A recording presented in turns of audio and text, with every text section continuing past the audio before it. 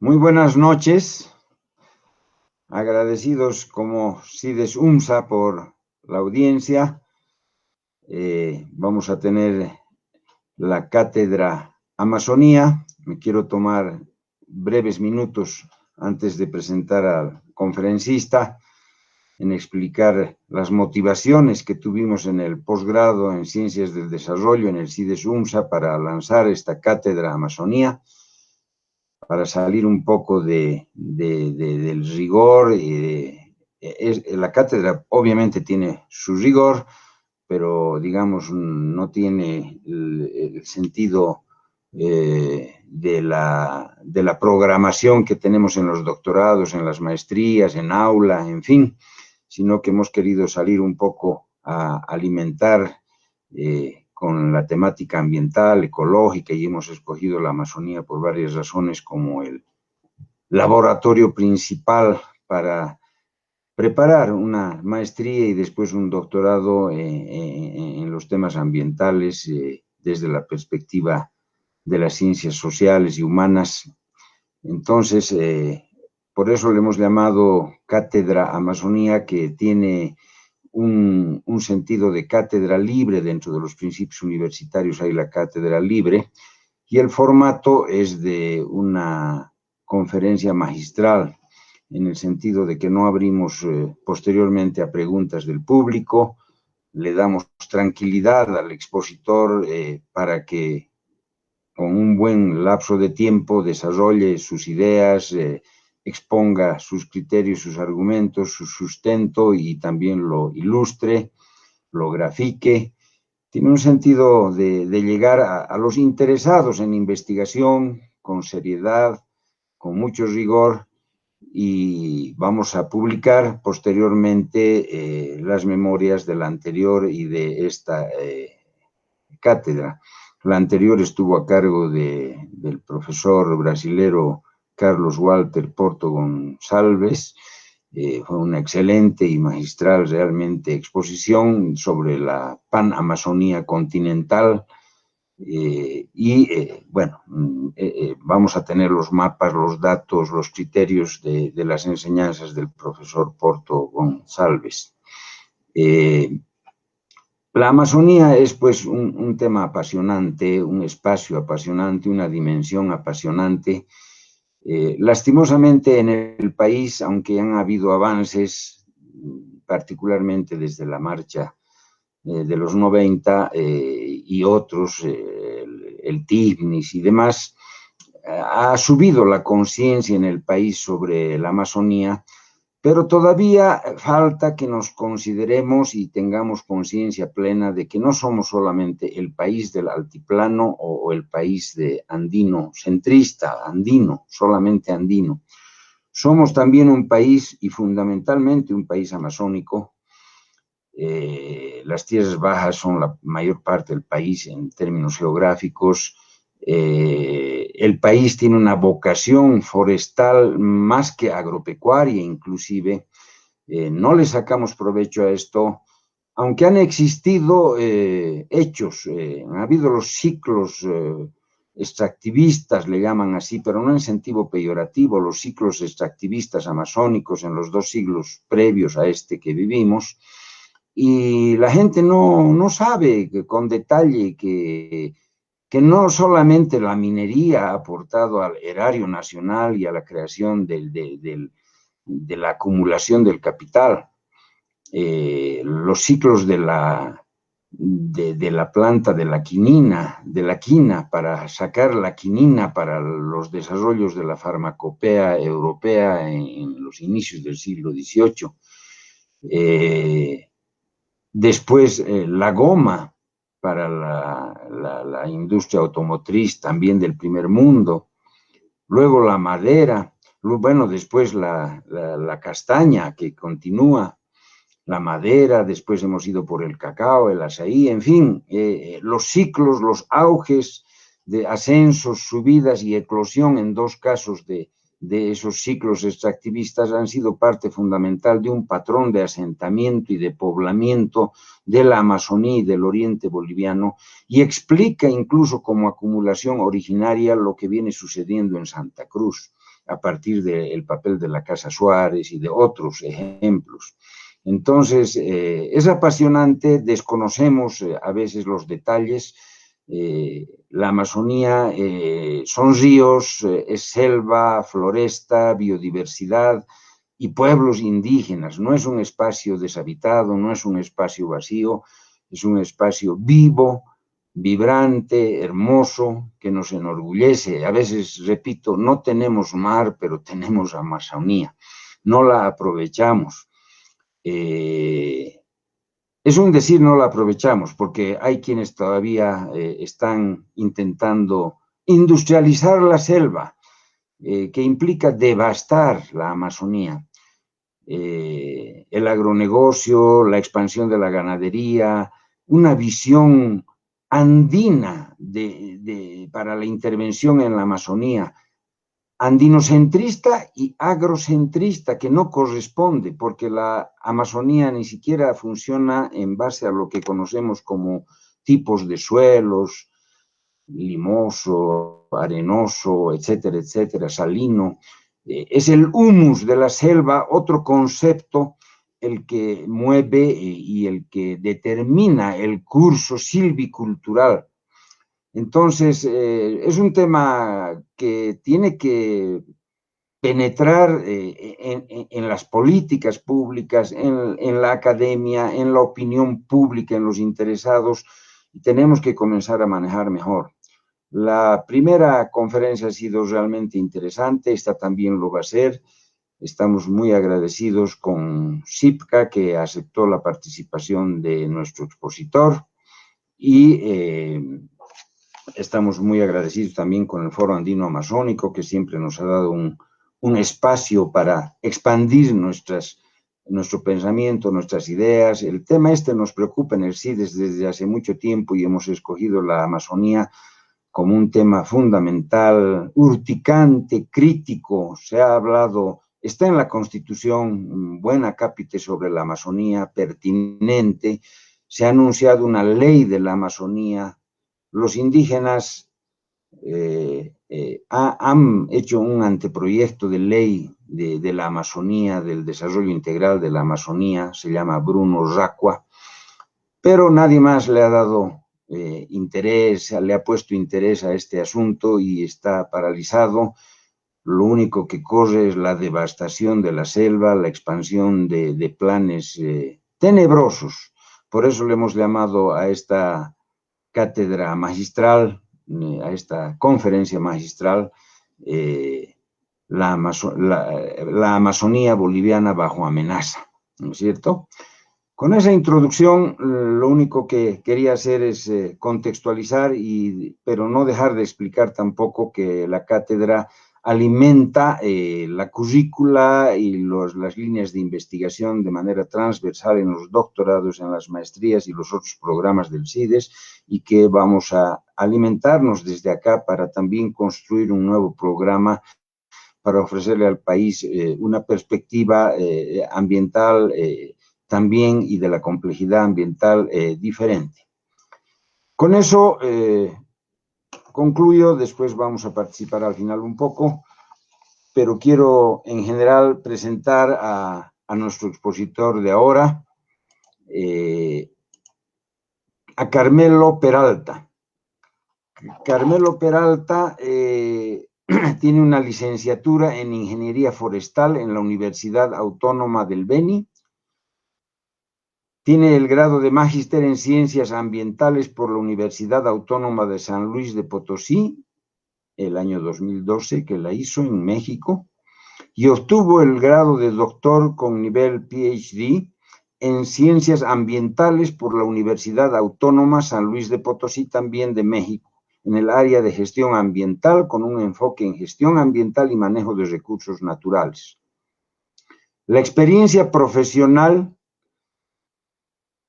tiene que ver que entre 2003 y 2010 impartió clases en diferentes cursos en la Universidad Autónoma del Beni y el Instituto Tecnológico Superior de la Amazonía Boliviana, el ITSA.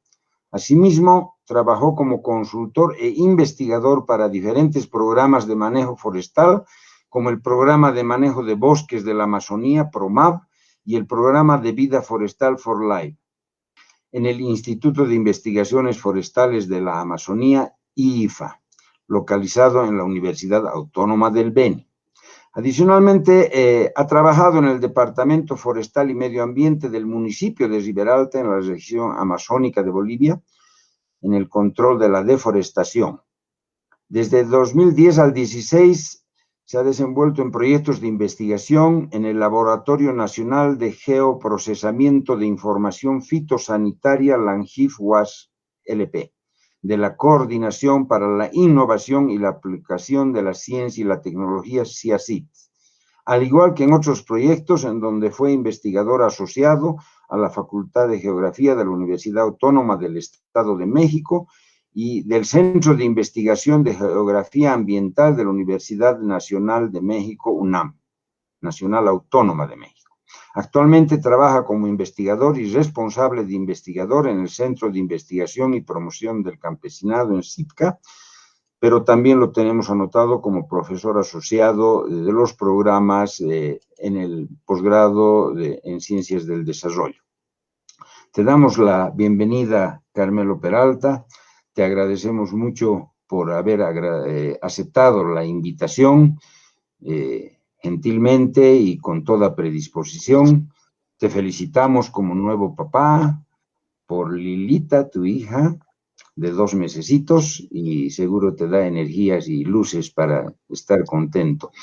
Carmelo es un joven profesional que nos enaltece con esta participación. Él es riberalteño, beniano, ha vivido toda su vida en la Amazonía y recién se ha trasladado a La Paz para coadyuvar a su institución en temas de investigación para el ámbito amazónico y para otros ámbitos. Entonces, con esa presentación, Carmelo, y con los agradecimientos de parte de la dirección y de todo el CIDES UMSA, de todos nosotros, te damos la bienvenida y tienes el lapso tranquilo, aproximadamente 1 hora, para exponer con calma. Yo he visto el trabajo, es un trabajo excelente, te lo agradecemos. Además, se va a entregar un paper y se va a hacer una memoria junto con el trabajo de Carlos Porto Concaes y el tuyo, que va a estar a distribución de los oyentes en su momento.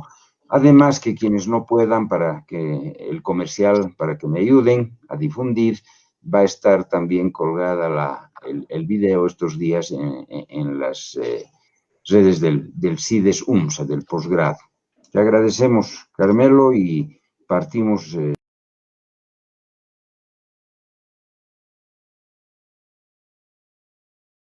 Adelante, por favor. Muchas gracias, estimado José. Muchas gracias.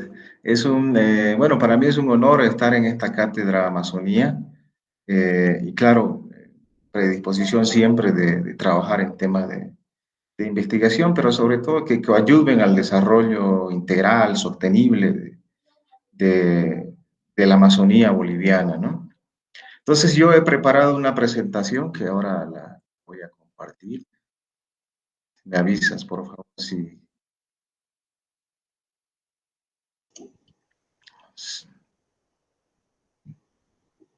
Tienes que pinchar ahí en la parte negra, creo. Ya está. No, todavía.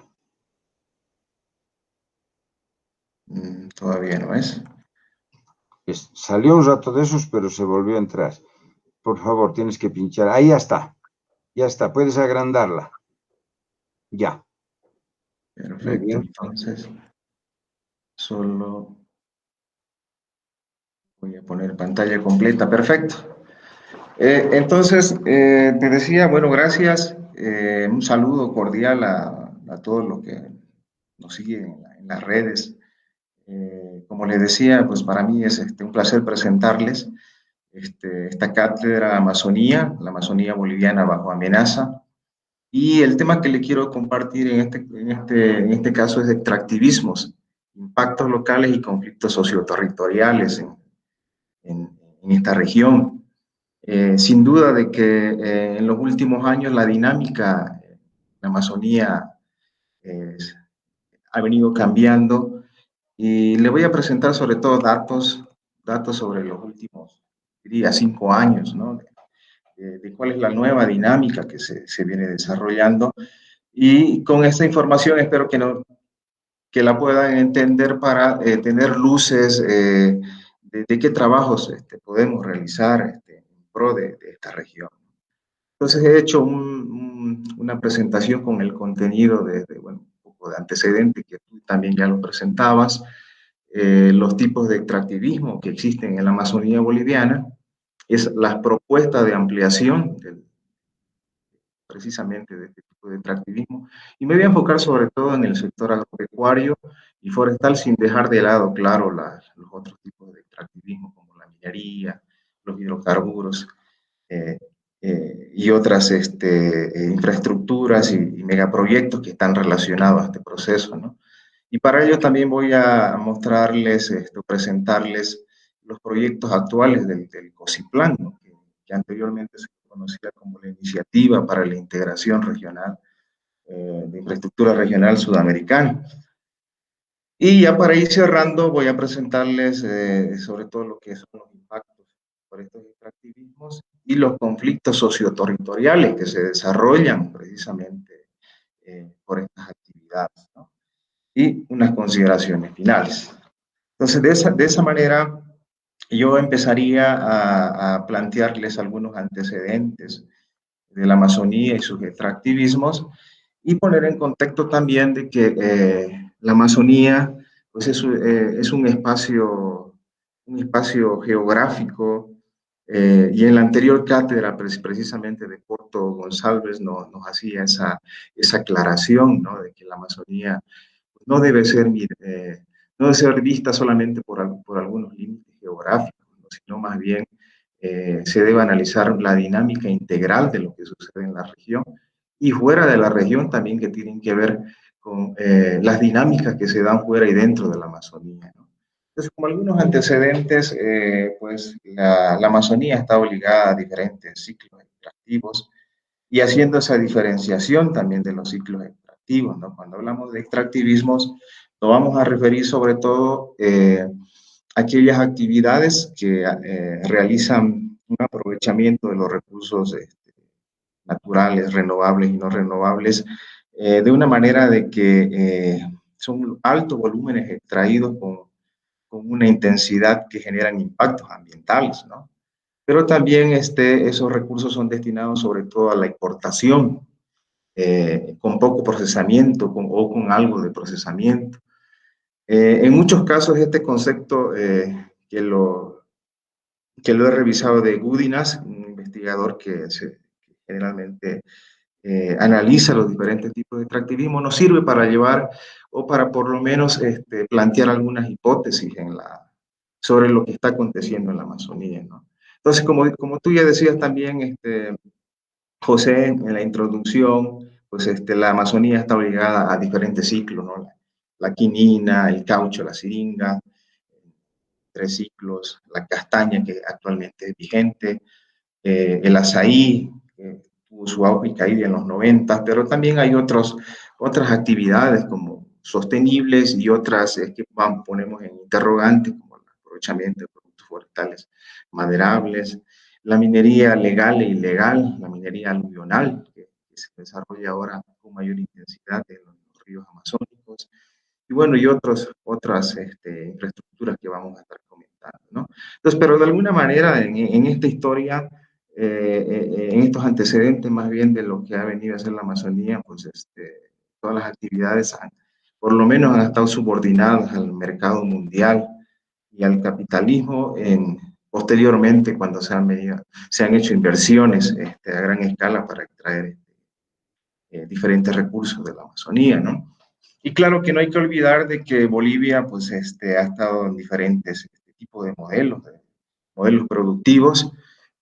Podemos ver acá el modelo liberal, el modelo nacional estatista, luego de los 50, cuando se lleva adelante la revolución agraria. Y con el tiempo viene el modelo neoliberal y bueno, desde hace algunos años hay un modelo social comunitario que también tiene diferentes mutaciones, ¿no? Y que de alguna manera relacionan a los extractivismos también que están sucediendo actualmente en la Amazonía. Para, para referirme a alguna información que voy a mostrar en las siguientes diapositivas, en algunos casos nos vamos a referir a la Amazonía por su nivel biogeográfico, ¿no? Por el tipo de ecosistemas, por lo que hemos generado mayor información para esta área. En otros casos vamos a referirnos a la cuenca amazónica y en otros a la Amazonía legal, como lo establece la Constitución Política del Estado, ¿no? Entonces, y claro, vamos a hacer esa relación de las dinámicas que ocurren dentro, pero también aquellas que se desarrollan y tienen influencia en la Amazonía boliviana, que están fuera del país. Entonces, pero pese, digamos, a esos extractivismos que ha vivido la Amazonía boliviana en los últimos años con mayor intensidad, y haciendo una comparación con otros países, en el caso de Brasil, que tiene otro tipo de modelos y otro tipo de extractivismo también, ¿no? Podemos ver acá, este es el departamento Pando, en la Amazonía norte de Bolivia. El departamento Pando todavía tiene alrededor del 78% de un buen nivel de conservación, diríamos, de sus ecosistemas, sobre todo los forestales, y hacemos la comparación con el estado de Rondón y el estado del Acre de Brasil, que tienen otros modelos, ¿no? Que están relacionados al extractivismo agropecuario, sobre todo, y también al minero. Como podemos ver en esta imagen, pues hay un contraste bastante grande entre el grado de conservación. Pero para el caso de la Amazonía, pues de alguna manera también los procesos de deforestación, así como en el este de Pando, han empezado a desarrollarse por algunas actividades agropecuarias. Sin embargo, pese a ello, el caso de la provincia de Macabí es más del 60% del área tiene un buen nivel de conservación todavía. El caso de la provincia de Iturral tiene inclusive un mejor grado de conservación. Entonces son áreas que han estado en su momento bajo algunas actividades extractivas como la castaña, por ejemplo, en los últimos años, pero que no quiere decir de que está ligado a ese otro extractivismo que está relacionado al mercado mundial, a la importación, a la explotación insostenible y a los impactos ambientales que ocurren en la Amazonía. Entonces, con esa aclaración, y bueno, y siguiendo con los antecedentes, hay que decirlo, ¿no? Bolivia es un país todavía extractivista, dependiente principalmente de lo que son los hidrocarburos, la minería. En los últimos años le está apostando a la electricidad y diferentes propuestas para hidroeléctricas. Y también en estos últimos años se ha visto de que por lo menos se le apuesta también al sector agrícola industrial o a la industria para el caso de fortalecer el agronegocio a través de la soya, que es muy bien conocido en lo que es Santa Cruz, que avanza eso hacia el norte del país, y lo que es la Amazonía. Entonces, este es el modelo económico, social, comunitario propuesto ya desde hace varios años, está dentro de lo que es el Plan de Desarrollo Económico y Social, y muestra acá, ¿no?, cómo el sector, hay dos sectores grandes: el sector estratégico, que está en los hidrocarburos, la minería, electricidad, y el otro, el sector que es el generador de ingresos, y donde está la industria, el desarrollo agropecuario, el desarrollo forestal, el turismo, etcétera, que también se ha propuesto industrializar este tipo de acciones, ¿no? Entonces, es muy importante entender que el proceso de industrialización y que implica, y eso lo vamos a ir describiendo en las siguientes diapositivas. Entonces, podemos ver de que en los últimos años, por lo menos yo tengo la percepción que esto ha ido cambiando, se le ha apostado bastante a la industrialización, y más bien, como ha habido una baja de este sector de los ingresos económicos para el país, también se le quiere apostar a esto, se le está apostando a esto para que que haya un excedente para redistribuirlo dentro del Estado, ¿no?, que son a través de diferentes programas, bonos, subvenciones, etcétera, ¿no? Entonces, Bolivia es un país extractivista y la dinámica sigue. Pero ahora nos vamos a referir sobre todo a lo que está pasando en la Amazonía, ¿no? Por eso, para esta presentación, nos hemos planteado el objetivo de analizar los tipos de extractivismo, sus impactos y la generación de conflictos en esta región, pero también responder concretamente cuáles son esos tipos, qué tipos de extractivismo se desarrollan y cuáles son las propuestas actuales que lo están impulsando, ¿no? Asimismo, cuáles son los impactos locales que los extractivismos están ocasionando en esta región y debido a esto, qué conflictos socioterritoriales y de violencia también se desarrollan actualmente. Entonces, con ese preámbulo, yo voy a entrar a lo que son los tipos de extractivismo en la Amazonía boliviana y voy a mostrar este mapa eh, refiriéndome a la Amazonía biogeográfica.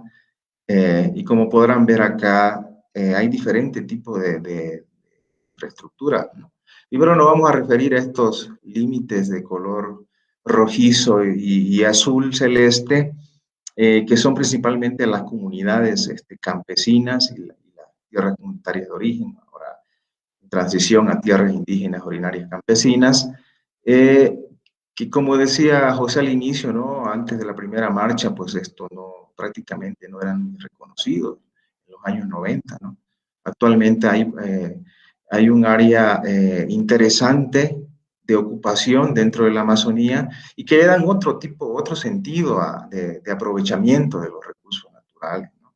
Pero por el otro lado también hay diferentes tipos de explotación de los recursos naturales que tienen que ver, por ejemplo, en esta parte roja de acá, que son las áreas de minería legal autorizadas a través de concesiones. Las áreas amarillas generalmente son la minería ilegal que se desarrolla en los ríos amazónicos. Podemos ver estas propuestas de implementación de hidroeléctricas, de microcentrales, tanto la de Cachuela Esperanza, la de Bolivia Brasil, la de Porvenir, la represa que en los últimos años también ha generado bastante conflicto, ¿no? El Mala del Chopete. Eso en cuanto a hidroeléctricas, en cuanto a concesiones petroleras, pues se pueden ver acá de que casi toda la parte de la parte este de la Amazonía está concesionada, ¿no? Para la explotación, inclusive para como áreas potenciales para la explotación posterior de los hidrocarburos, ¿no? Asimismo, lo que hemos visto en los últimos años son la construcción de carreteras, de puentes. Hay algunos otros puentes acá que no los he mapeado, pero sí se han dado. Las carreteras que están bajo pavimentación. Asimismo, bueno, también se ha construido recientemente el ingenio azucarero en San Buenaventura, con un puente a su lado para vincular mejor la pavimentación de las carreteras que están en curso. Tenemos otro ingenio arrocero recientemente implementado en el sur del Beni. Asimismo, tenemos acá los silos implementados en Porvenir también, ¿no? Que le dan otra imagen a lo que es la Amazonía. Y claro, acá en los bordes de la Amazonía, por lo menos biogeográfica, hay una serie de hidroeléctricas que están funcionando y silos, así como ingenios que se tienen que ver mucho con la producción acá agrícola intensiva en lo que es ya la parte de Santa Cruz. Y si vemos acá los vecinos, podemos ver en Perú, en este caso, hay una serie de concesiones para la explotación del oro, los ríos. Y ni se diga en Brasil, ¿no? El tema de las hidroeléctricas, que también están ya en operación, por lo menos las que están en la Amazonía, algunas que están más en la Amazonía Norte todavía están como propuestas, en perfiles, en estudios para su implementación. Y en Brasil la minería pues está súper concesionado. Entonces, ese es un panorama general de la configuración de cómo está la Amazonía y cómo se ha venido configurando en estos últimos años. O sea, ya no es esa Amazonía de que solamente vamos a pensar de que está la castaña, están los recursos maderables, ahora se habla bastante de los productos forestales no maderables, los frutos amazónicos. Hay otra dinámica también que se viene desenvolviendo. Entonces, para entenderle esto, hay que diferenciar el el tema de lo que es el extractivismo, ¿no? Ya le decía en un inicio, pues se refiere sobre todo, según Budinas, Wagner y otros investigadores, a altos volúmenes de extraídos, a alta intensidad de los impactos ambientales por la extracción de esos recursos naturales y sobre todo que se exportan al exterior. Es decir, que toda la producción que se puede estar desarrollando en la Amazonía responde a las demandas de otros, inclusive continentes, en Europa, en Estados Unidos, en el mismo Brasil, en nuestros países vecinos, ¿no? Y en cuanto a lo que son las infraestructuras, acá Revilla nos ilustra un poco también con lo que son los megaproyectos. Schleicher también nos indican de que pues, las infraestructuras de alguna manera están ligadas a este tipo de acciones de extractivismo, pero en el caso de los megaproyectos, se dicen mucho de que estos, para considerarse megaproyectos, tienen que tener por lo menos un costo mínimo de $1 billón de dólares. Sin embargo, Revilla nos hace la aclaración ahí que no necesariamente que ser más de un billón de dólares para considerarlos infraestructuras o megaproyectos extractivistas, sino que más bien tienen varias variables que hay que analizar ahí, impactos sociales, impactos económicos, impactos ambientales. Y bueno, haciendo esa diferenciación, yo creo que la Amazonía se está configurando, sobre todo en estos últimos años, y las tendencias para un futuro, yo creo que van a ser, va a haber una nueva dinámica, ¿no? Con todo lo que se está implementando, y eso lo vamos a ir describiendo ahora según las propuestas del COSPLAN, ¿no? Que es el Consejo Sudamericano de Infraestructura y Planeamiento, que es la continuidad de lo que le decíamos, ¿no? Lo que es el IRSA. Entonces, eso más que todo son los tipos de extractivismo que podemos ver. Y también hay que hacer una diferenciación, ¿no? Anteriormente le mostré lo que es la minería, lo que son los hidrocarburos, las infraestructuras hidroeléctricas, pero también no nos debemos de olvidar de los extractivismos del sector agropecuario y forestal, ¿no? Sobre todo en la parte de Santa Cruz, el agroextractivismo, que así lo define McKay, la publicación reciente, pues nos indica de que este tipo de extractivismo tiene otras implicaciones, además de lo definido por Budinas, ¿no? Asimismo, no hay que olvidarnos de lo que es el extractivismo forestal. Yo pongo acá una serie de vértices, ¿no? De los planes generales de manejo, las concesiones forestales que se vienen desarrollando en los últimos, o más bien que eh, se han venido trabajando en las últimas 2 décadas. Y también acá en color amarillo, sobre todo la ganadería extensiva, la ganadería intensiva, en casos puntuales, que le dan esa dinámica diferente a la Amazonía, ¿no? Recientemente se sabe que ya son millones de kilogramos de carne que se exportan a otros continentes por la ganadería, el tema de la soya, ¿no? Esa frontera que prácticamente se está dirigiendo a lo que es el Beni, ¿no?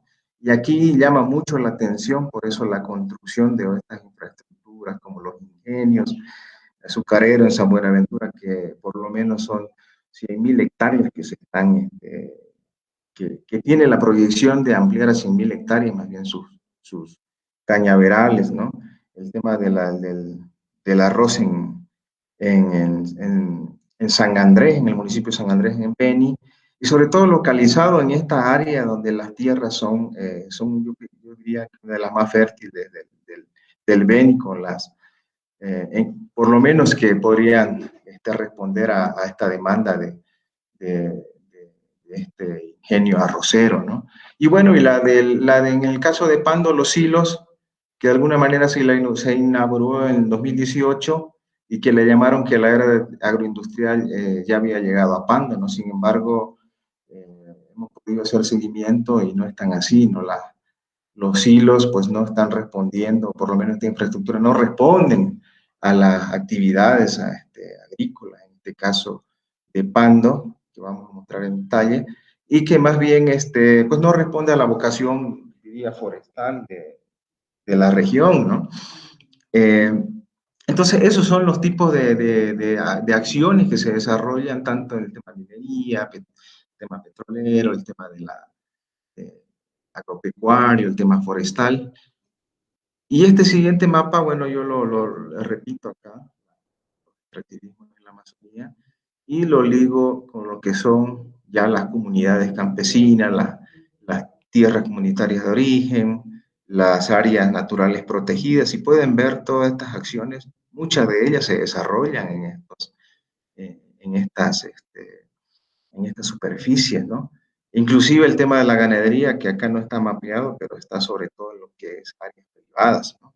Entonces, así estamos en la Amazonía, por lo menos a nivel biogeográfico, y quería hacer esta relación, por lo menos para el tema de los ingenios y el tema de los hilos implementados en los últimos años, que nos presente mapa también, ¿no? Y por ejemplo, en el caso aquí de Pando, este silo tiene la capacidad de cerca de 10.000 toneladas, de almacenar cerca de 10.000 toneladas con base de arroz. Asimismo, el de San Andrés, que son de 30.000 toneladas métricas, ¿no? Pero, ¿qué quiere decir esto? ¿Qué quiere decir todas estas infraestructuras? Es decir, si hacemos una relación ya pensando en la vocación forestal de la Amazonía, por decir, el de Pando se necesitan 10.000 toneladas, ¿no? Eso quiere decir de que si en las mejores condiciones, una hectárea en la Amazonía, en el caso de Pando, que produce 2 toneladas por hectárea, pues se necesitarán alrededor de 5.000, habilitar 5.000 hectáreas, ¿no? de campos agrícolas para responder a esa demanda. En el caso de San Andrés, pues es 3 veces más. Y bueno, y hay otros que tienen inclusive hasta 100.000, ¿no? En el caso de San Pedro, que está prácticamente, pues, está en los bordes ya de la Amazonía. Entonces, y los resultados los vemos aquí claramente, ¿no? Que son prácticamente áreas agrícolas, y la disminución de los recursos forestales se da a gran escala con procesos de deforestación de manera alarmante en los últimos años, que superan las 300.000 hectáreas por año, tanto por actividades agrícolas como ganaderas, ¿no? Y quiero referirme antes a este caso en particular. Ya hemos mostrado estos datos en algún momento, el caso de Pando. Ahora, todos los municipios de Pando están produciendo arroz bajo mecanización, bajo una lógica de aportar a la seguridad alimentaria, donde el 60% de la producción se reparte en comunidades donde se realizan estos proyectos, y el otro 40% vuelven a los municipios como una manera de posteriormente tener las semillas disponibles, pero también poder captar otros recursos para reinyectar este tipo de proyectos, ¿no? El 2016 fue un hito porque fue la primera vez que en Pando se hacían este tipo de actividades a una escala, yo diría, considerable. Podemos ver acá algunas áreas que fueron eh, pues, desmontadas para poder hacer este tipo de acciones. Sin embargo, hemos hecho seguimiento, bueno, hemos visitado a las áreas, en este caso de Puerto Gonzalo Moreno, este municipio ahí entre Pando y Beni.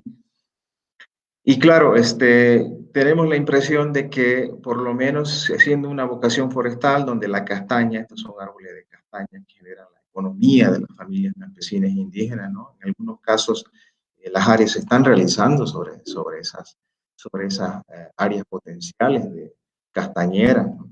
Entonces hay un reemplazo de la cobertura para hacer otros tipos de acciones que no tienen nada que ver, por ejemplo, con el arado, ¿no? Sabemos que la Amazonía tiene suelos frágiles, que después de 2 o 3 años de producción, prácticamente el proceso de recuperación lleva bastante tiempo. Pero se están realizando este tipo de acciones, y lo que hemos podido ver por lo menos es de que la producción el primer año ha sido alrededor de 2.25 toneladas por hectárea de arroz, y en comparación en otras áreas productoras de arroz que es inclusive son más altos. El caso de Pando, en este caso en Puerto Gonzalo Moreno, es más bajo. Y ese proceso ha ido disminuyendo en los siguientes años, ¿no? Precisamente porque para seguir haciendo una producción y mantener los niveles de productividad no es nada fácil, ¿no? En este tipo de áreas que es de vocación forestal y no agrícola. Entonces, pese a la mecanización, a los fertilizantes y otros, la productividad ha ido disminuyendo año tras año y en estos últimos años, inclusive por la pandemia más, pues inclusive el 2020 se ha visto que en algunas comunidades ni se ha cosechado el arroz. Entonces creemos que con bastante inversión en todos los municipios a través del Fondo Indígena, Fondo de Desarrollo Indígena, se invierten en este tipo de proyectos cuyos resultados, y diría yo, que no satisface a lo que, por lo menos a lo que se desearía, ¿no? Es decir, estamos invirtiendo bastantes recursos, ¿no? Por hectárea hasta más de 10.000 bolivianos, cuando en otras áreas se produce a un costo más bajo.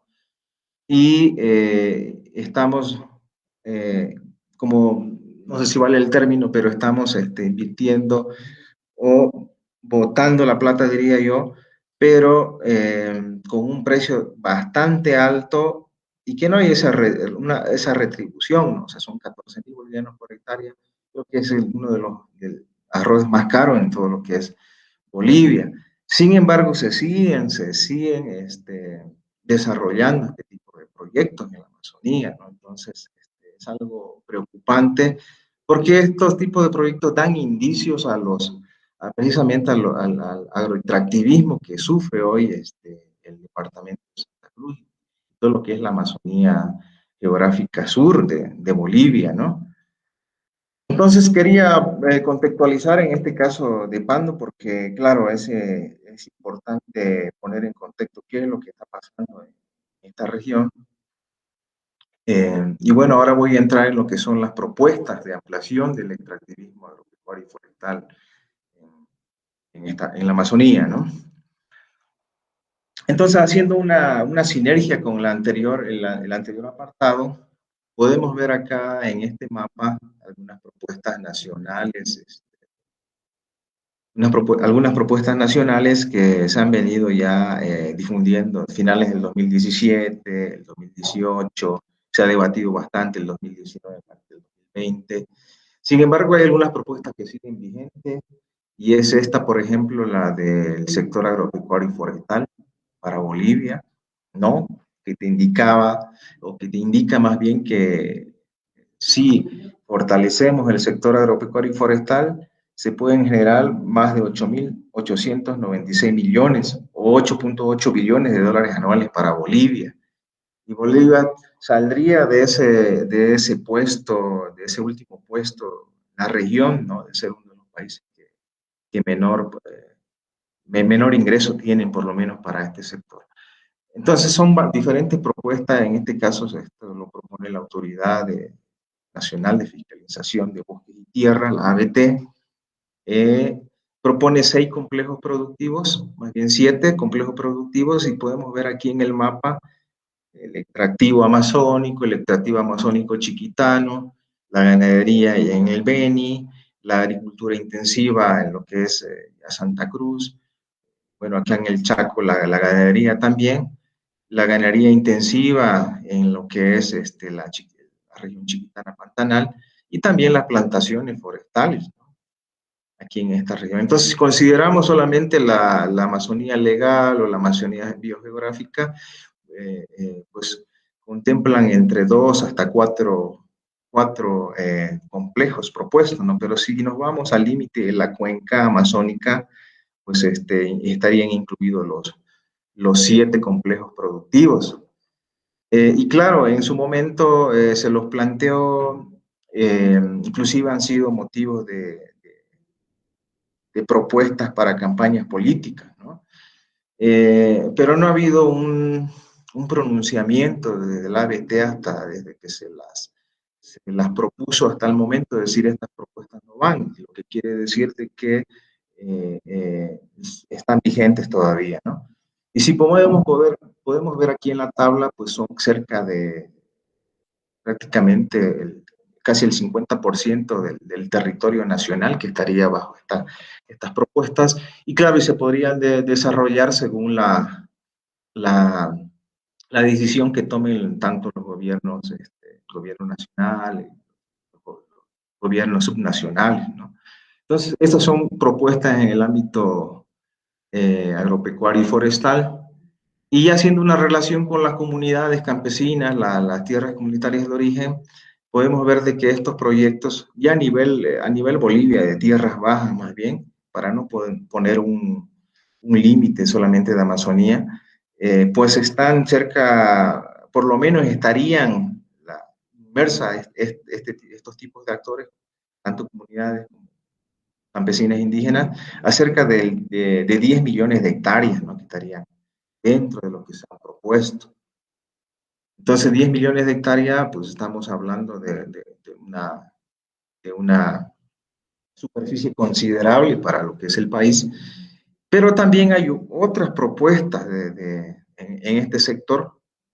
En el caso de, todo se está enfocando en los últimos años en el departamento Beni. El departamento Beni también se propuso esta, ¿no? De que el Beni puede convertirse en la región más rica de Bolivia. Y se proponen tres áreas de expedición de la frontera agropecuaria, que en este caso es que está en la parte norte del departamento Beni, la otra en la parte este y la otra en el sur. Entonces, si sumamos las propuestas del ABT en este departamento, solamente llegan alrededor de 7 millones, más de 7 millones de hectáreas que podrían, según las decisiones que se tomen, pues eh, ir a parar, ¿no?, en un tipo de producción muy relacionado a lo que ocurre acá en Santa Cruz con la ganadería, con la agricultura intensiva, todo el tema de la soya, ¿no?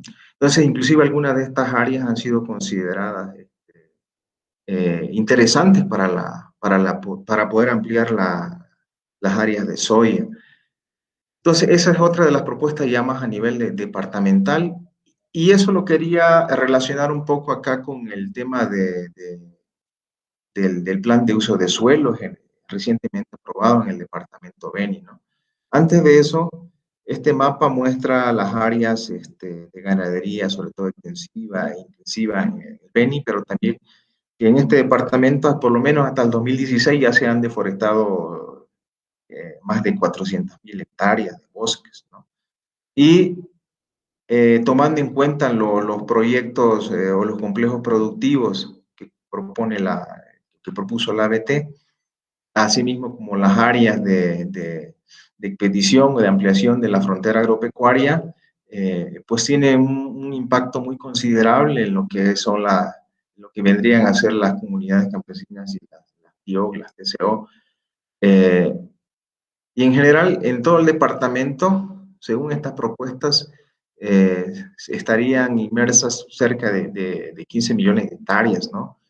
Y eso, para el caso del departamento, pues estaría distribuido de esta manera, ¿no? Agricultura intensiva con más de 500.000 hectáreas, la ganadería con más de 6 millones de hectáreas, el extractivo forestal de Amazonía con más de 1 millón de hectáreas, y asimismo el extractivo forestal chiquitano, ese puente que existe, ¿no?, entre la Amazonía y la Chiquitanía, pues también estaría con un poco más de 2 millones de hectáreas. Eso para todo el departamento, pero en suma estarían más o menos, menos las áreas de uso restringido, cerca de 14 millones de hectáreas bajo diferentes complejos productivos y áreas de ampliación de la frontera agropecuaria. Lógicamente son propuestas, en algunos casos ya ha habido algunos avances, sino bien, si más bien no se lo mira como que, sí es todo el proceso de ampliación de la frontera agropecuaria responde a esta lógica de las propuestas, no, pero están relacionadas y eso le vamos a mostrar en los siguientes mapas. En este caso acá es el este es el plan de uso de suelo, por lo menos de capacidad de uso mayor del departamento Beni, y bueno, y los hemos sobrepuesto también a estas áreas, ¿no?, donde se quiere ampliar la frontera agropecuaria, y podemos ver de que están sobre todo en lo que son las pampas o las sabanas del Beni, y en algunos casos áreas forestales que implicarían procesos de deforestación. Entonces,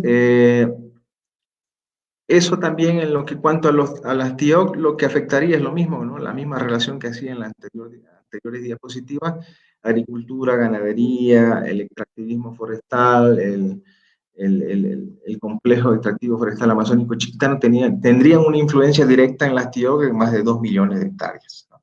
En comunidades campesinas, en más de 1 millón de hectáreas también. Entonces, esas son las propuestas que hay para este departamento. Y también no nos podemos olvidar de que pues en el Beni, por lo menos en este departamento, existen áreas naturales protegidas, los sitios Ramsar, y es uno de los departamentos donde más eh, naciones indígenas existen, ¿no? Sobre todo en la que es la parte sur del departamento. Entonces podemos ver aquí la relación de los complejos productivos de las áreas para ampliación de la frontera agropecuaria, pero también la sobreposición sobre las áreas naturales, ¿no? En el caso en el sur del Beni, y podemos ver una sobreposición. Entonces, para la elaboración de estas propuestas en esta región no se ha considerado, ¿no? Las áreas naturales, los sitios Ramsar, y tiene más un enfoque, claro, extractivista, de capital, y deja mucho que desear porque al final, pues, en esta región hay diferentes grupos, hay diferentes modelos de desarrollos locales, indígenas, de campesinos, y no solamente se lo debió mirar, digamos, de una manera de que avance la frontera agropecuaria con un modelo más agroextractivista, ¿no?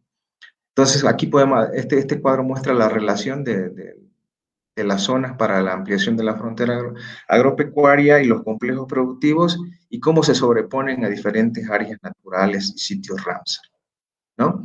Entonces, eso es lo que hay en el BEN, por lo menos en cuanto a propuestas. Y en el caso del PLUS, el Plan de Uso de Suelo recientemente aprobado en el BENI, mostramos aquí una relación de lo que era el PLUS del 2009 y con el PLUS del 2019 y las áreas que han cambiado, ¿no? Sobre todo en la parte norte, el nuevo PLUS considera por lo menos que estas áreas se podrían ser de uso agropecuario y no tanto forestales, ¿no?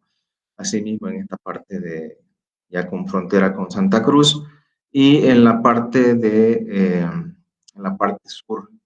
Entonces son esas tres áreas donde por lo menos vemos los cambios drásticos en el caso del plan de uso de suelo del Beni. Y es un tema que se ha discutido bastante también, se ha observado bastante al documento final de este plan de uso de suelo, y tiene que ver, ¿no?, con temas técnicos, temas científicos, interpretación inclusive de conceptualización de este documento, ¿no? Fueron 864 muestras de suelo que se levantaron en los 19 municipios del Beni. O sea, hacemos un promedio, son al menos unas 45 muestras por municipio, y con eso, ¿no?, se ha decidido pues hacer un nuevo plan de uso de suelo, y se utilizó una metodología de los años 70 que ha utilizado, o por lo menos ha trabajado bastante la FAO, pero es una metodología que también ha sido criticada porque de los 70 hasta nuestros días pues han pasado ya 50 años, y creo que hay en estos tiempos de las geotecnologías, creo que hay mejores metodologías para hacer un plan de uso del suelo que considere las potencialidades de esta región amazónica, ¿no? Asimismo, pues hay un concepto de industrialización en este documento que a veces se refiere a una industrialización, o más bien no se comprende si es industrialización solamente para el agroextractivismo o es una industrialización también para los recursos forestales, maderables, no maderables. Entonces, hay una cierta confusión en este plan de uso de suelo y que finalmente se lo aprobó, ¿no? Entonces, eso. Y ya para hacer un contraste de lo que pasó en 2009 con el plan de uso de suelo del 2019, lo que ha cambiado prácticamente son las áreas ganaderas, ¿no? Que han pasado a ser agropecuarias en algunos casos. Hay un área agrícola de 1%, pero si sumamos esto y vemos la disminución inclusive del área forestal en el nuevo plan de uso de suelo, vemos de que son más de 15 millones de hectáreas que estarían destinadas a lo que son las otras actividades del sector agrícola y forestal en el departamento del Beni, ¿no? Entonces, pongo como ejemplo el caso del Beni, porque en el caso del Plus de Santa Cruz ya hemos visto lo que ha pasado, ¿no? Entonces, proceso de deforestación bastante alto, la frontera agropecuaria sigue avanzando, y en el caso de Pando todavía no se inicia o por lo menos ya hay una base de discusión, pero todavía no hay un levantamiento de información en el departamento, ¿no? Para cambiar su plus. Y tiene que ver mucho también porque hay algunas contradicciones entre el tema de tenencia de la tierra, cómo influiría eso un cambio de plus, en el tema de qué áreas podrían afectarse, digamos, en un caso de una comunidad, en Pando, ¿no? Que generalmente puede tener un área de aprovechamiento forestal, ¿no? Pero por cambios en un nuevo plus, los permisos para ese aprovechamiento forestal se podrían restringir, o para el caso de aprovechamiento de la tierra para hacer sus áreas agrícolas. Entonces, es un tema bastante complejo este tema de los plus. Y bueno, en cada departamento se tiene que hacer un trabajo intensivo con las organizaciones, con las autoridades, con los académicos, para poder proponer, ¿no? Proponer unos planes de uso de suelos de acorde a la vocación de las regiones, pero también de acorde a las necesidades de la población. Entonces creo que son temas muy interesantes. Yo le mostraba aquí el caso del Beni, porque es el más reciente, pero también que han habido bastante discusión y hasta ahora todavía existen reclamos, sobre todo del sector indígena, ¿no? Por la aprobación de este nuevo plus, que traería pues las consecuencias que estamos viendo en el departamento de Santa Cruz. Pasaré ahora a lo que son los proyectos del COSIPLAN, ¿no? El COSIPLAN en la Amazonía boliviana. El COSIPLAN sobre todo es el Consejo Sudamericano de Infraestructura y Planeamiento, que se desarrolla posterior a lo que es el IRSA. Este COSIPLAN tiene un plan de acción que va del 2012 al 2022. Tiene alrededor, en todo lo que es Sudamérica, alrededor de 500 proyectos que se ejecutan, y entre ellos, claro, hay varios en la Amazonía boliviana. Para describir un poco lo que es el COSIPLAN en Bolivia, por lo menos para la región amazónica, la Amazonía boliviana está inmersa en 3 ejes de este COSIPLAN, ¿no? Que es el eje Perú-Brasil-Bolivia, el eje andino y el eje interoceánico.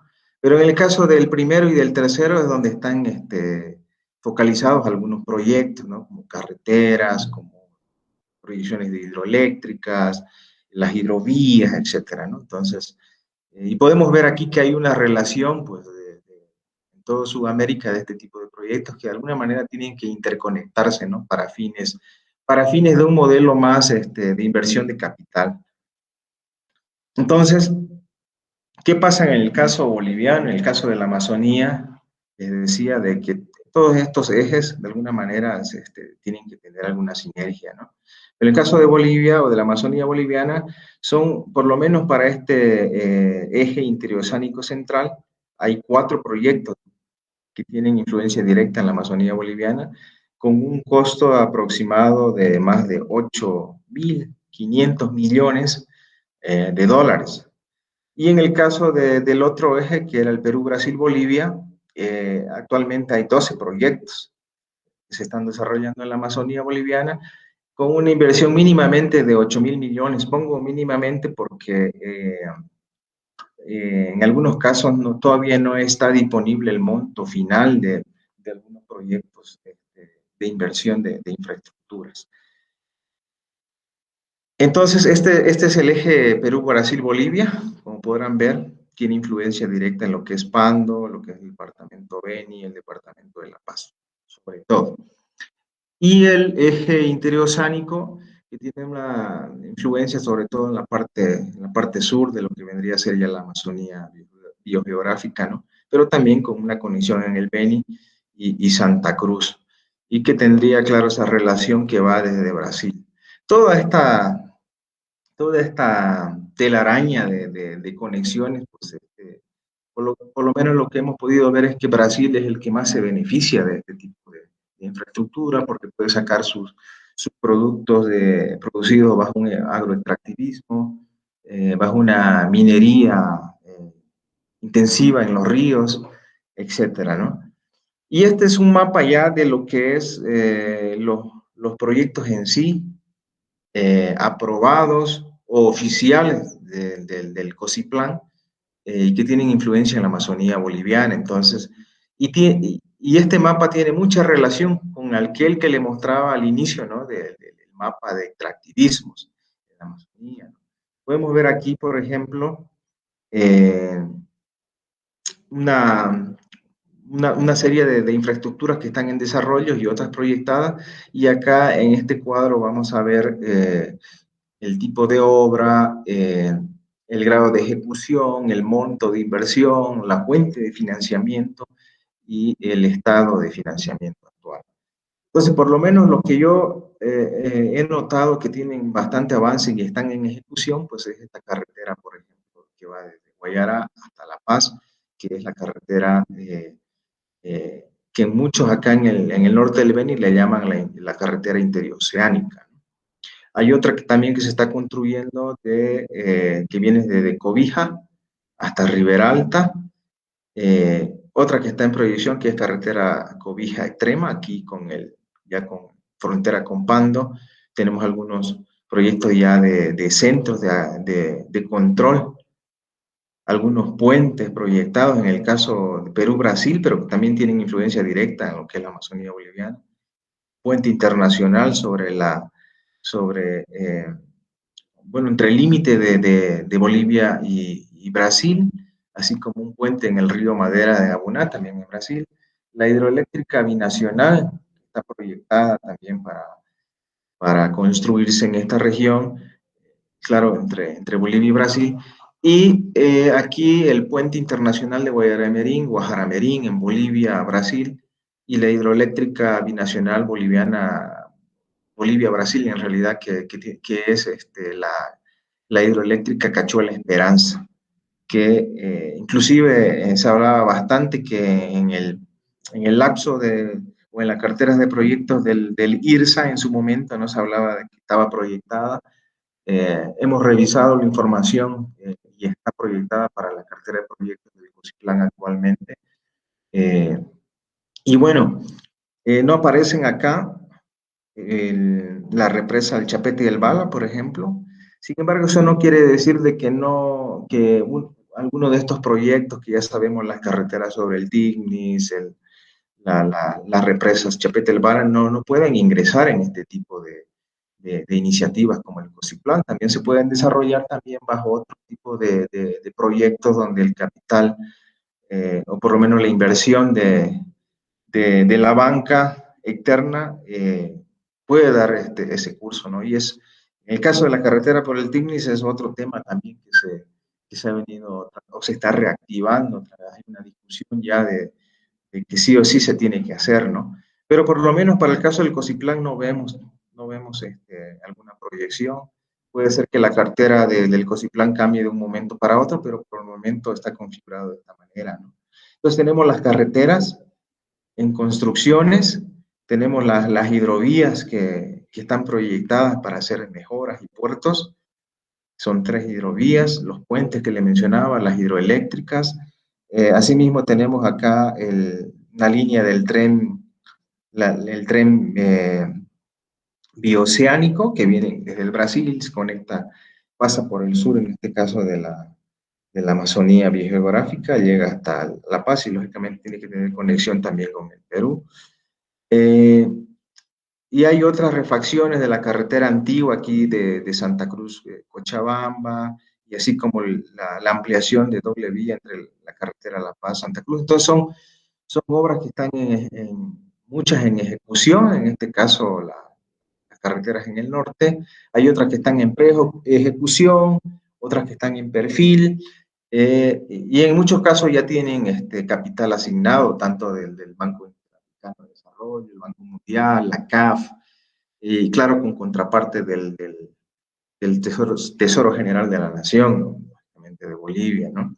Y dentro de estos proyectos hay algunos que son, por ejemplo, los proyectos API, que en realidad son de la agenda prioritaria de los proyectos de integración. En este caso está la doble vía Santa Cruz-La Paz y el corredor ferroviario bioceánico, ¿no? Que es los que pasan por acá.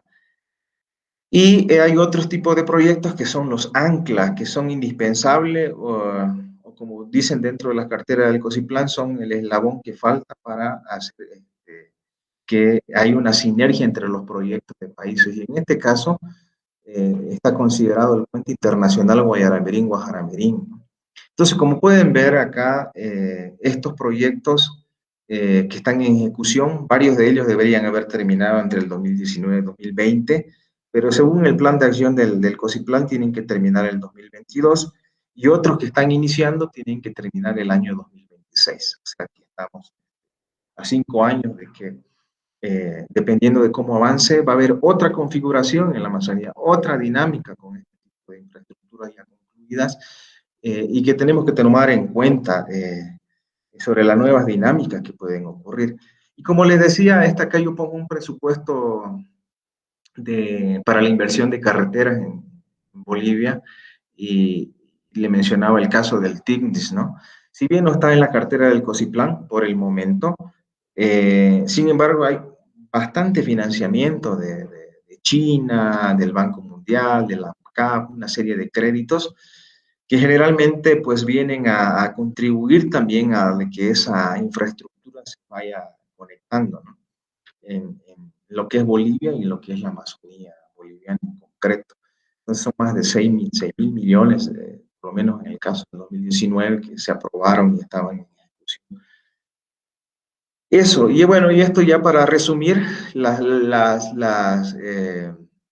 infraestructuras que están en proceso, en el caso que les decía, ¿no? La construcción de la carretera Trinidad-Puerto Ustares, que tiene una inversión más de 1.000 millones, la de carretera Guayaramín-Riberalta que conecta hasta La Paz, que tiene una inversión de más de 594 millones de dólares, la doble vía La Paz-Santa Cruz, también tiene un monto bastante alto, y la que conecta Cobija-Riberalta, más de 695 millones. Todas son pavimentación en este caso y otros son de ampliación, ¿no? Y en este caso de la carretera antigua Santa Cruz-Cochabamba, que también se la está rehabilitando, y lo que viene a ser el corredor ferroviario, ¿no? Que ya hay algunas acciones inclusive para la construcción. Entonces, como pueden ver, puentes, carreteras, por el momento son los que más están avanzando y las proyectadas y que en algunos casos ya tienen algunas contrapartes, algunos perfiles, algunas contrapartes de inversión, pues son ya las hidroeléctricas en todo lo que es la Amazonía, ¿no? Eso en cuanto a lo que son ya las propuestas que vienen, por lo menos en el marco del COSIPLAN, que se están dando para la Amazonía boliviana. Y ahora voy a hablar ya para ir resumiendo de todo lo que le he mostrado, qué impactos se están ocasionando por este tipo de infraestructuras, de acciones de extractivismo, ¿no? Entonces acá en esta imagen Gudinas nos muestra prácticamente los tipos de impactos. Por los extractivismos ocurren generalmente contaminación, aquí podemos relacionarlo con el tema del oro aluvional, la deforestación por la ampliación de la frontera agrícola, los desplazamientos pues de campesinos indígenas por el tema de presión en sus territorios, la conflictividad y violencia que se desarrollan, que vamos a mostrar en el último apartado, bueno, y asimetrías económicas de un mismo territorio, en este caso podría ser la Amazonía boliviana, y los efectos de derrame, ¿no? Que tienen que ver con la flexibilización laboral, la ambiental, la desterritorialización, la violación de derechos, la dependencia económica, la subordinación global y la erosión de la democracia, ¿no? Entonces son esos algunas distinciones entre lo que son los impactos locales, y a eso me voy a referir en este apartado, haciendo recuerdo de que me enfoco más en la parte, en el extractivismo agropecuario y forestal, ¿no? Sobre todo. Entonces, pero antes de mostrar estos impactos locales, aquí quisiera reflexionar más sobre la relación, ¿no? Entre la construcción de infraestructuras que existen actualmente en la Amazonía y los afectados. O sea, nos faltan estudios o carecemos de estudios más locales que incluyan trabajo de campo, no solo teorización y conceptualización, para ir entendiendo lo que estas nuevas dinámicas en la Amazonía, ¿no? Es decir, se están construyendo diversas infraestructuras, pero no nos estamos dando cuenta de la magnitud de los afectados. Entonces yo creo que falta bastante información en esta parte que se podría ir trabajando para, lógicamente, hacer mejores tomas de decisiones, recomendaciones para políticas públicas, etcétera, ¿no? Asimismo, el aumento de la población en la región, o sea, hay una dinámica, hay un concepto muy interesante, ¿no? Que es urbanización extensiva, que prácticamente tiene que ver con las sinergias que hay entre una región y la otra, y bueno, y todos los cambios, todos los procesos que ocasionan. Entonces es un tema muy interesante, yo creo que valdría la pena también que en la Amazonía se profundice este tipo de análisis, ¿no? Con casos concretos. Y también ir haciendo escenarios prospectivos ante las nuevas dinámicas de la Amazonía, con el tema de infraestructuras, otros tipos de aprovechamiento que se realicen. Eso. Ahora, con los datos que le he presentado de manera general, les presento aquí algunos impactos, por ejemplo, en el tema de la minería aluvional. Son más de 530.000 hectáreas concesionadas en la Amazonía, que están legalmente establecidas y en explotación en los diferentes ríos amazónicos. Asimismo, son más de 3.000 kilómetros lineales de ríos donde se realiza la minería ilegal, sobre todo en el río Beni, en el Orton, Tahuamano, Manuripi, Madre de Dios y el Maniqui. Asimismo, hay una estimación de que se podrían estar liberando al menos 100 toneladas de mercurio de manera anual en estos ríos, generando una contaminación en estos afluentes, ¿no? Eso de manera general en cuanto a la minería aluvional, que también habría que profundizar con casos concretos, o profundizando solamente el tema de minería aluvional. ¿Qué es lo que pasa? ¿Qué dinámica está generando en la Amazonía, ¿no? Si bien sabemos que la Amazonía, por ejemplo, bueno, está inmersa la ganadería, la castaña, genera una economía interesante para la población, pero, por ejemplo, nadie, o mejor dicho, pocos conocen de que la minería inclusive genera mayores, es decir, genera mayor cantidad de recursos económicos, pero que se distribuye entre muy pocos, ¿no? Como el caso contrario de la castaña, ¿no? En el caso norte amazónico, pues ahí son alrededor entre 200 a 300 millones por año, y se sabe por lo menos que mueve bastante la economía, pero también la dinámica laboral en la región, ¿no? En cambio del oro es muy poco. En el caso de los hidrocarburos, son alrededor de 145.000 hectáreas concesionadas para la explotación y asimismo alrededor de más de 6 millones para la explotación, diría yo, y para la explotación y para la exploración, aquí hay un error cometido, no son para la exploración más de 6 millones, más de 4 millones son consideradas potenciales. Asimismo, al menos 3 millones de hectáreas están inmersas en lo que son en las concesiones, perdón, en las áreas naturales, están sobrepuestas, ¿no? En lo que son las concesiones para hidrocarburos. En cuanto a hidroeléctricas, son 4 nuevas represas que amenazan, ¿no? La generación de impactos en la región, e inclusive antes de que se le implementen ya están generando conflictos socioterritoriales y de violencia. En el caso de las infraestructuras y megaproyectos, ya les mostraba, son 16 infraestructuras directamente relacionadas a la Amazonía que tienen que ver con el COSIPLAN y otras iniciativas nacionales que también tienen que ver con capital extranjero y nacional que se están invirtiendo en la Amazonía y que le están dando una nueva dinámica. Entonces, antes de entrar ya lo que son los extractivismos en el caso agropecuario, yo quería aquí describir con esta figura qué es lo que pasa en la Amazonía boliviana en cuanto al tema agropecuario y forestal y en los procesos de deforestación, ¿no? Podemos ver aquí en esta figura, por decir, tenemos un bosque de alguna manera a través del aprovechamiento maderero, bajo concesiones, bajo planes generales de manejo forestal. Generalmente hay una degradación de los recursos forestales que muchas veces pierde su valor aquí el producto forestal y, mejor dicho, el recurso bosque y posteriormente en muchos casos hay una deforestación porque hay una desvalorización del bosque, ¿no?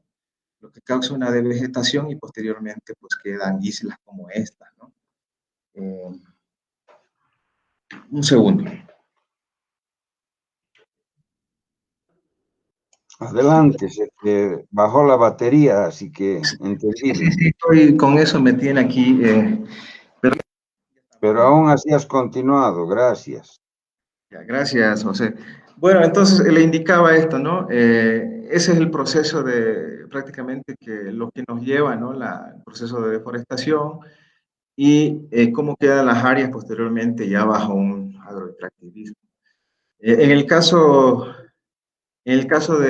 por lo menos para la Amazonía, aquí estos son mapas con un modelo digital de elevación, podemos ver aquí generalmente que los procesos de deforestación ocurren en Santa Cruz, lógicamente, pero hay una tendencia a esto de emigrar más para el norte y es lo que está sucediendo.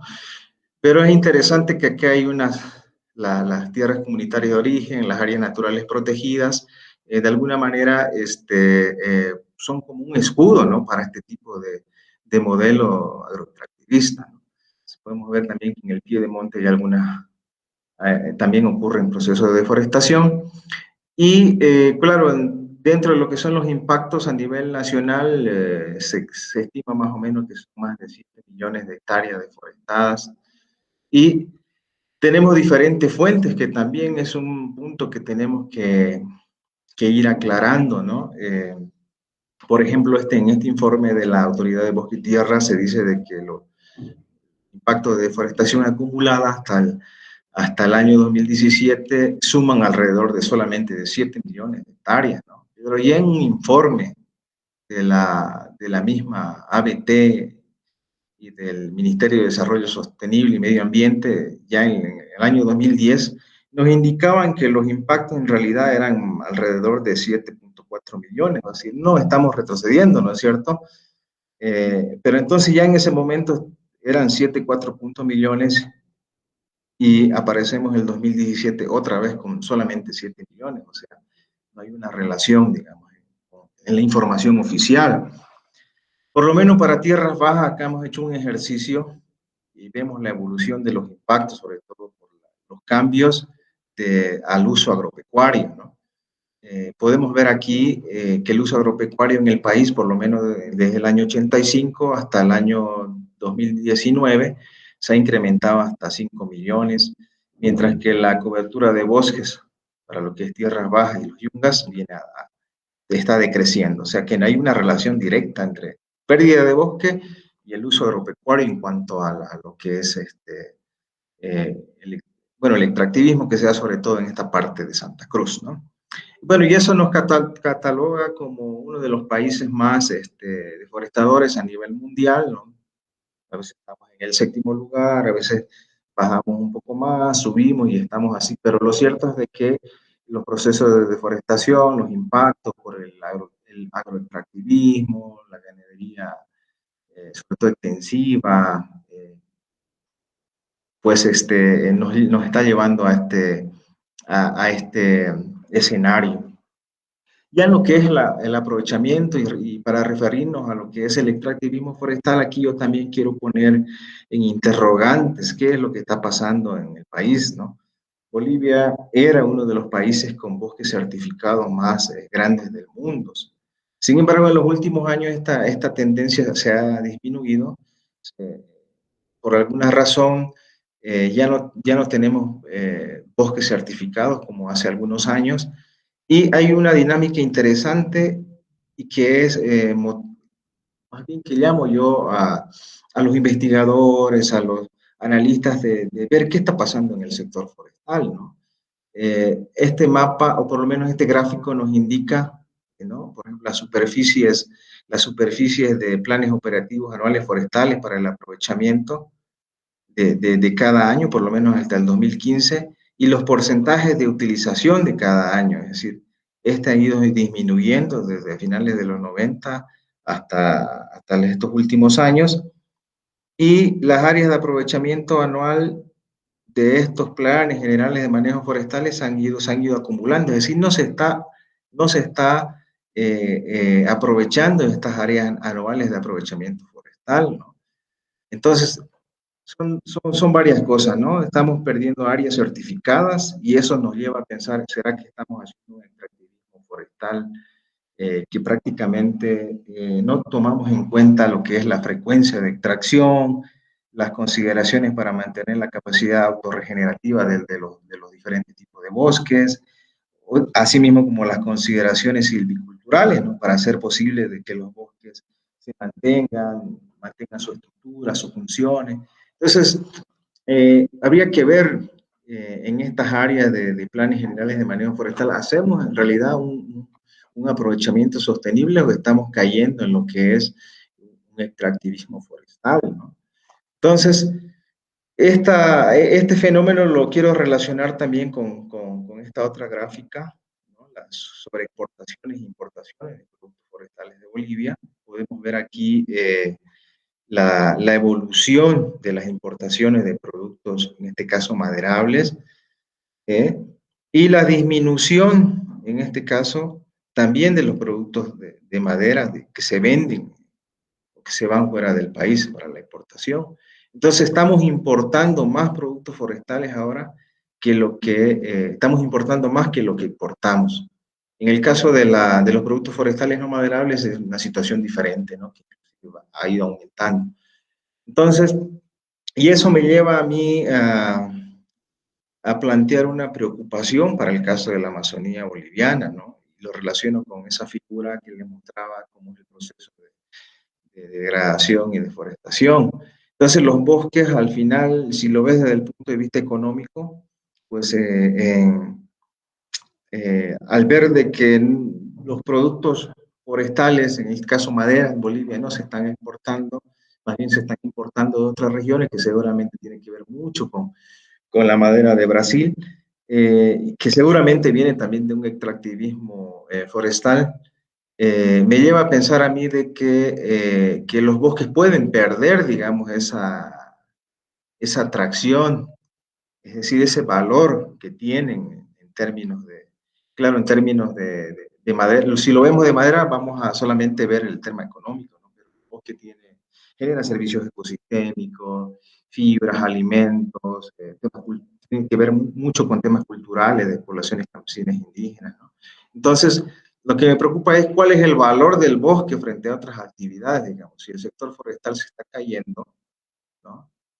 Importamos más madera que lo que sacamos, puede ser de que estas otras propuestas de agroextractivistas que le mostraba, ¿no? De la Autoridad de Bosque y Tierra, vayan ganando impulso y se piense de que el bosque, al ver de que no se está dando este aprovechamiento sostenible, no se está exportando, puede que haya un cambio de uso de suelo, ¿no?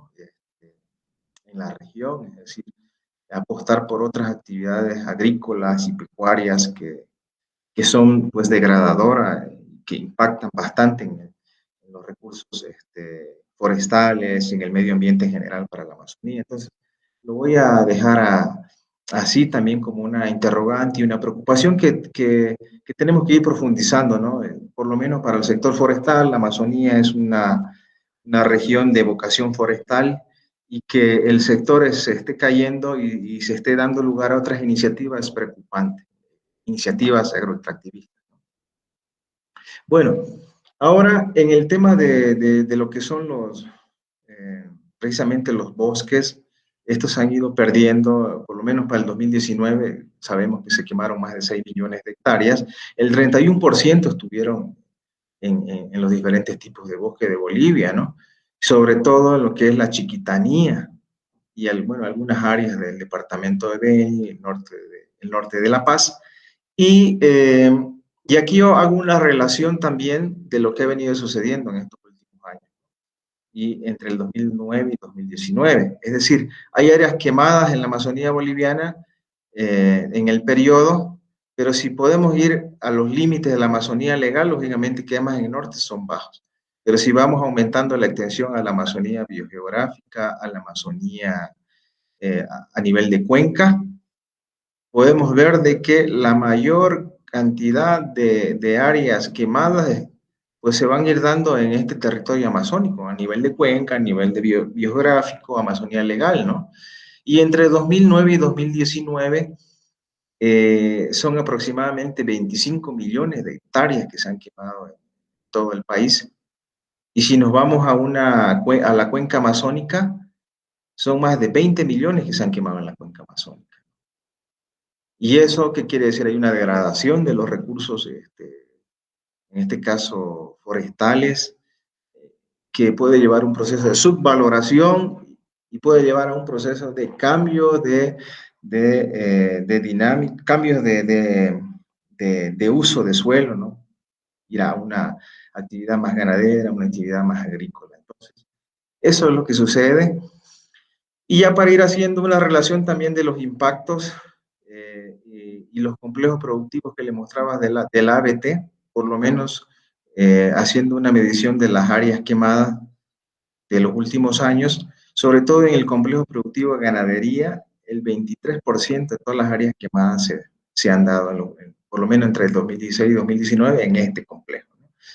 En realidad es una propuesta, pero si lo delimitamos como complejos, pues el área quemada es bastante. Asimismo, la Chiquitanía también ha absorbido alrededor del 30%, sobre todo en 2019, y en este complejo de las áreas para plantaciones forestales, que también se ha quemado el 50%, es decir, eh, pues son cifras bastante altas, ¿no? Y como les decía, en los últimos 5 años, muchas se han dado, son más de 25 millones de hectáreas, sumando todo, que se han quemado en las tierras bajas y sobre todo lo que es la Amazonía, si digamos aquí a nivel de biogeografía, ¿no?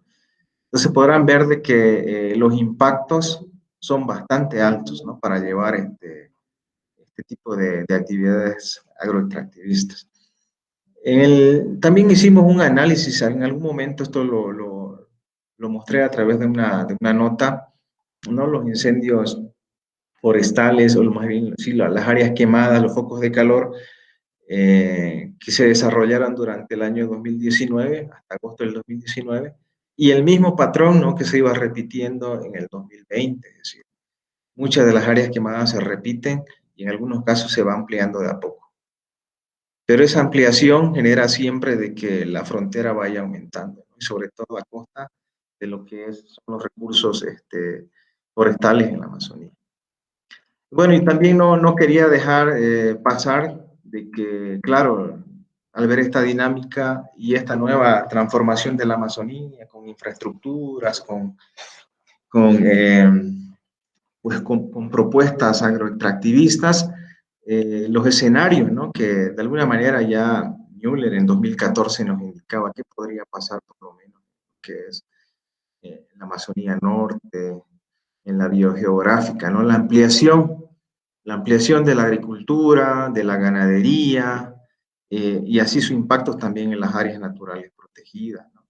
Se cree que hasta el 2040 pues va a haber una pérdida de alrededor de más de 2 millones, en este caso por ganadería, más de 1 millón en el caso de la agricultura a pequeña escala, ¿no? Que generalmente se da en comunidades campesinas indígenas, pero también más de 1.5 millones en el caso de la agricultura mecanizada, es decir, hay una tendencia de que el extractivismo, el agroextractivismo se intensifique en la Amazonía, ¿no?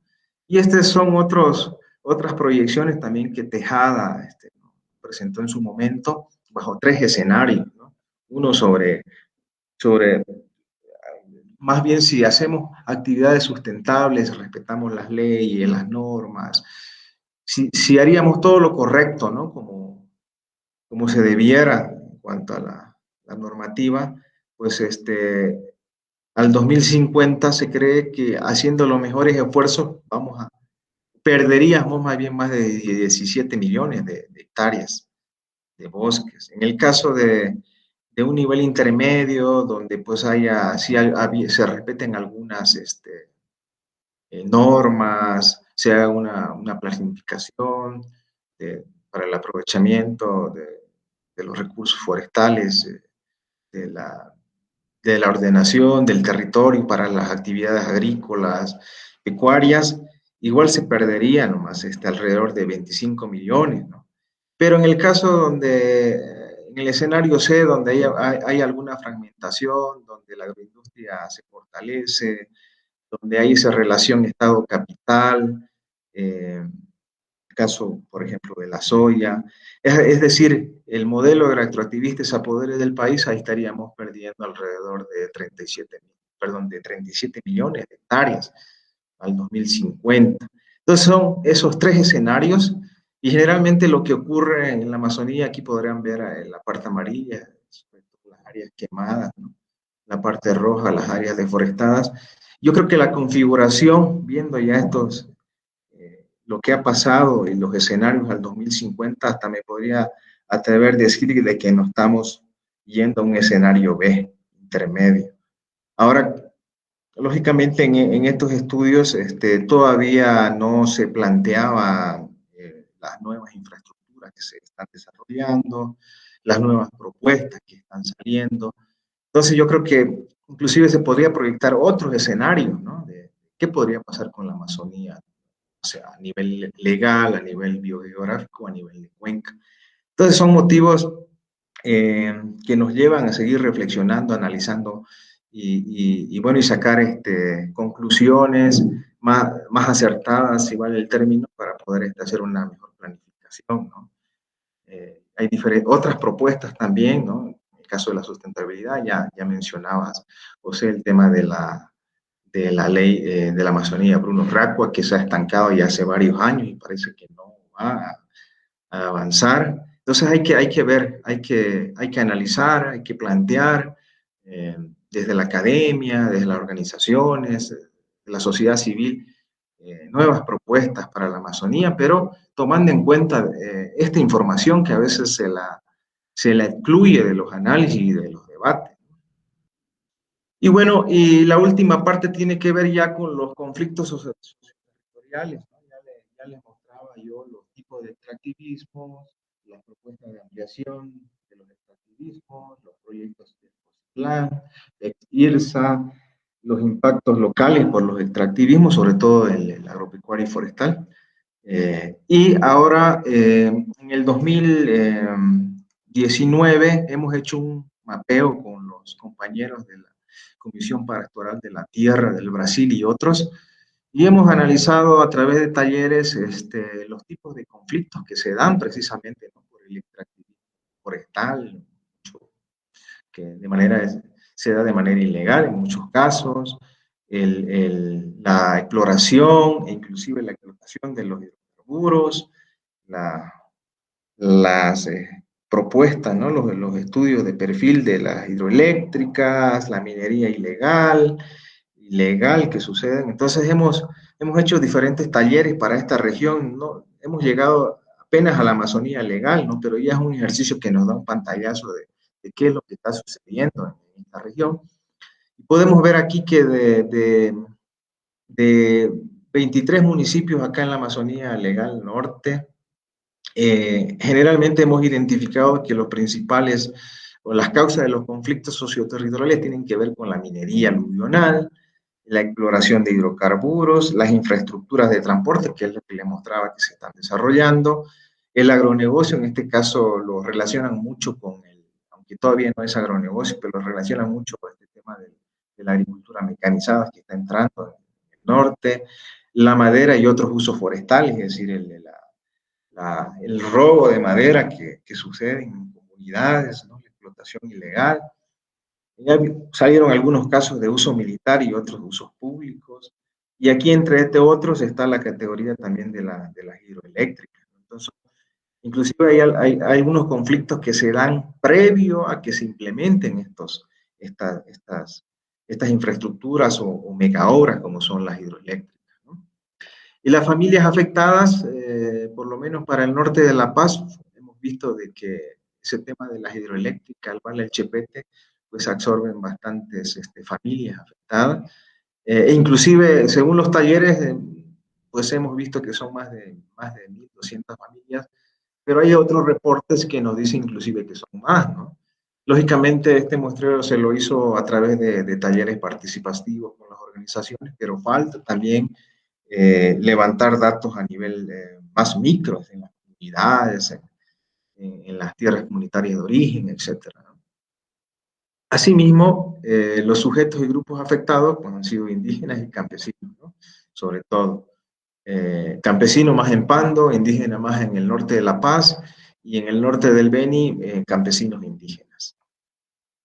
Asimismo, la violencia contra los bienes y territorios, claro, hemos detectado algunos casos ahí de desalojos, desplazamientos forzados y expulsiones, ¿no?, en algunas comunidades. En este caso, pues en Pando, es donde se da más ese tema de desalojo y desplazamiento forzado y expulsiones.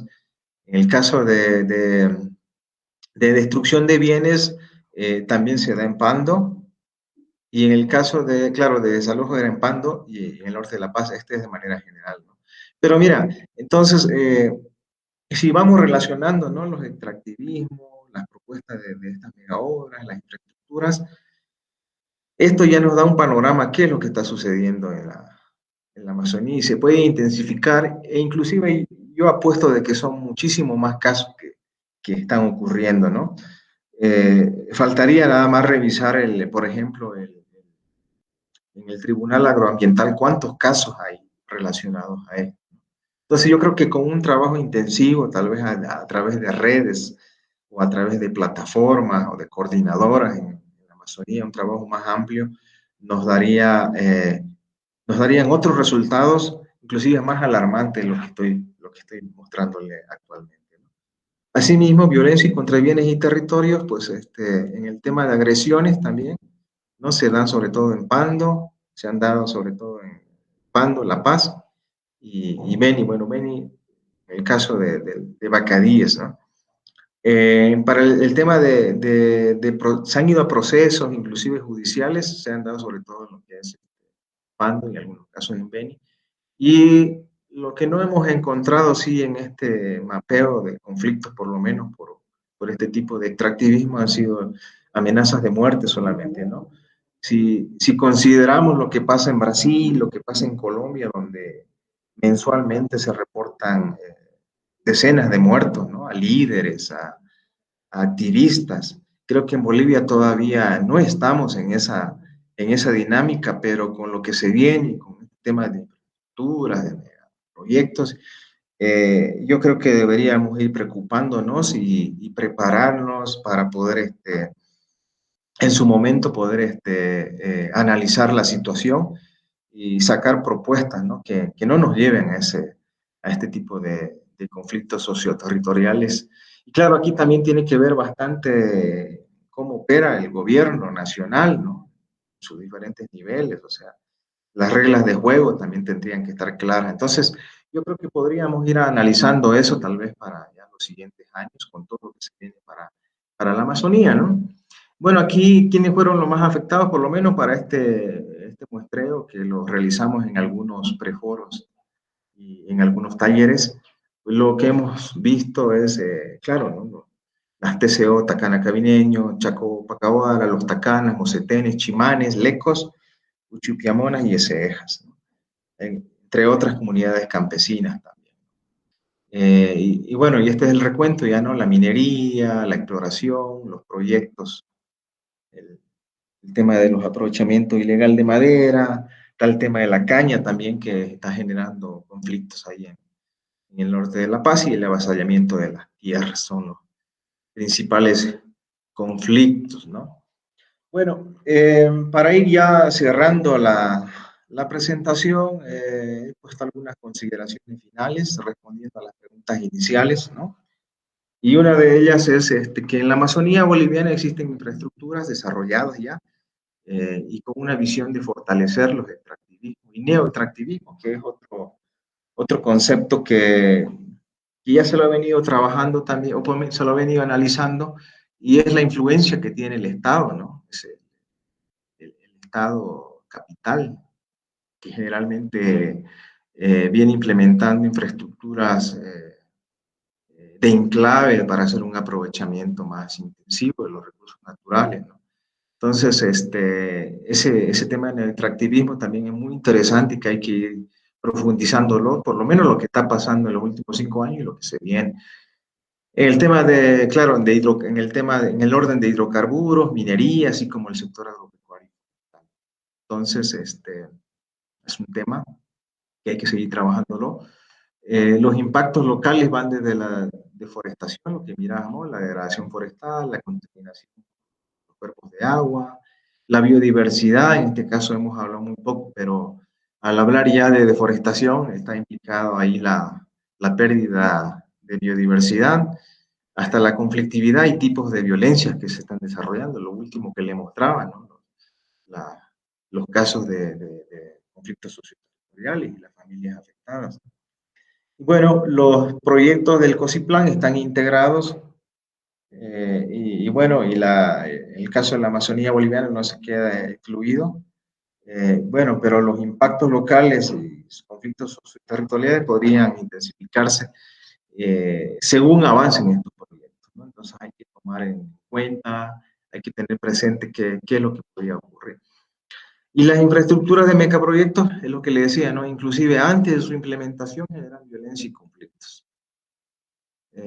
Asimismo, en la parte del Departamento de La Paz, es el que, por lo menos hemos visto, es el que tiene las familias más afectadas y son los más presionados, creo yo, por los tipos de extractivismo, porque ahí podemos encontrar ingenios azucareros, nuevas infraestructuras, puentes, carreteras, podemos ver el tema de las represas, el tema de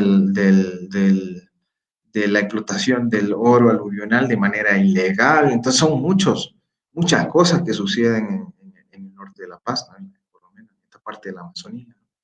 Y bueno, es relevante seguir las nuevas, o analizar, estudiar, investigar las nuevas dinámicas y cambios en la Amazonía boliviana, ¿no? Para proponer opciones de desarrollo para diferentes grupos y no solo del modelo dominante con base a extractivismo. Es decir, yo acá les he mostrado un panorama general de todo lo que se viene, todas las infraestructuras, todos los megaproyectos, los extractivismos, pero también es importante ver la otra cara, ¿no? Los otros modelos locales de desarrollo, las otras alternativas que existen.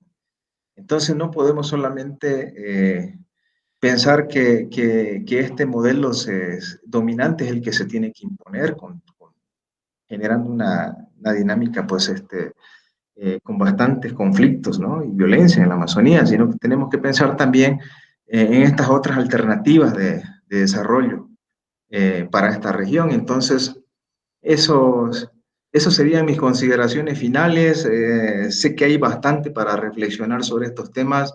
He tocado el tema he querido abordar todo el tema con el concepto, con este enfoque de extractivismo. Son muchas cosas, son muchos temas que suceden y creo que también refleja, ¿no?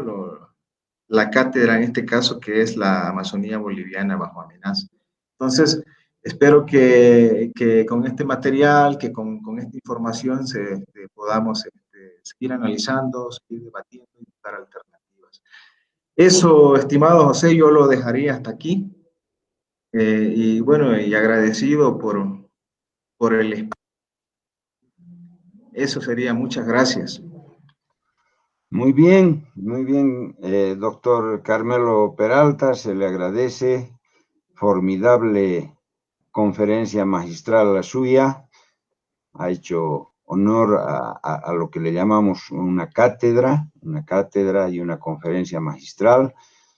Lo hemos dejado, doctor, que se quede casi más de hora y media con calma, como corresponde, con rigor, con seriedad, pero el haber flexibilizado la parte final de su exposición me inhibe de hacer la parte final de conclusiones de manera un poco más extensa, ¿no?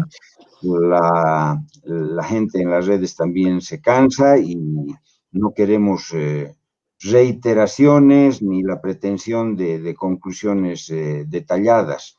De manera que vamos a ir cerrando agradeciéndole su participación, agradeciendo el espacio que nos brinda el CIDES UNSA, el posgrado en Ciencias del Desarrollo, para desarrollar estas iniciativas.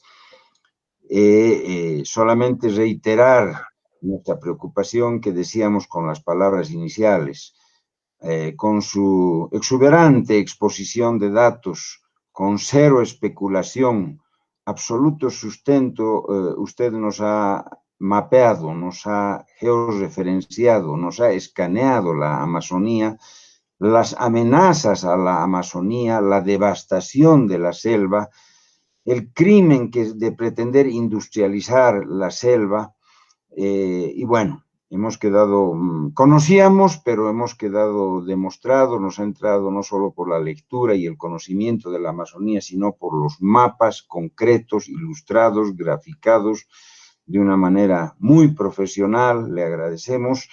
Ha quedado demostrado que continúa el intento de devastar la selva con ojos andinos, con ojos agropecuarios, pero no silviculturales, no siguiendo el curso y las lógicas, el metabolismo de la selva, ¿no es cierto?, para su aprovechamiento. Está demostrado que las políticas públicas y empresariales de las élites y del poder nos están llevando por un camino equivocado. Somos un país con vocación forestal mayoritaria en el país, pero no lo vemos, no lo aprovechamos. No tenemos mar, pero tenemos Amazonía y no le sacamos provecho con sustancia, una visión con raíces y no como hongos sin raíces, con los pueblos indígenas, en fin. Ha sido devastador también escucharlo, doctor, porque es contundente la devastación de la selva, los planes, y nada de eso se conduele ni tiene que ver con nuestro proceso constituyente, con los encuentros de Tiquipaya, con el espíritu y la letra de la nueva constitución política del Estado. Queda absolutamente burlada y como una impostura las acciones ante la madre tierra, los discursos sobre la naturaleza, el vivir bien, y es realmente preocupante. La academia con esto se suma a la organización, la movilización y la lucha del pueblo boliviano por la defensa de su Amazonía, que es parte del futuro de los bolivianos. Le agradecemos, doctor Peralta, enormemente, lo vamos a tener ya en la cátedra, de nuevo ya en la cátedra en aula con los alumnos, no solamente aquí en las redes. Agradecemos a todo el público, a nuestro amigo Marco Argandoña, que desde el CIDES nos da el soporte tecnológico y la plataforma, y también agradecemos a CIPCA por haber liberado su tiempo para esta exposición, al Foro Andino Amazónico, que siempre nos acompaña, y a todos los compañeros y la dirección del CIDES que nos coadyuvan en este intento. Solo anunciar que el 16 de junio, bueno, anunciar que desde esta noche va a quedar para que los que quieran volver a ver, a tomar nota o a ampliar conocimientos, el video en las redes del CIDES, y entiendo que también de CIPCI, del Foro Andino Amazónico, y anunciar que se va a publicar también la memoria del brasilero Carlos Walter de Porto Gonçalves sobre la Panamazonía continental, esta la suya inicial sobre la Amazonía boliviana, y que vamos a continuar con la cátedra durante el año, el 16 de junio, un miércoles, con las mismas características. Va a estar don Vincent Voss, un científico ya boliviano de cariño, y que nos va a dar una cátedra, una conferencia magistral sobre las economías amazónicas y los sistemas agroforestales en la Amazonía.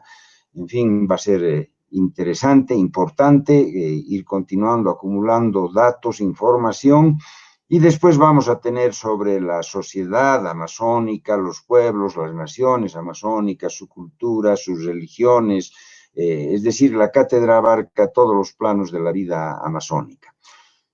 Doctor Carmelo Peralta, un saludo, agradecidos, no hay palabras, nos ha escaneado la Amazonía, nos ha graficado y nos ha mapeado la devastación de la selva. Muchísimas gracias. Muy buenas noches. Soy yo.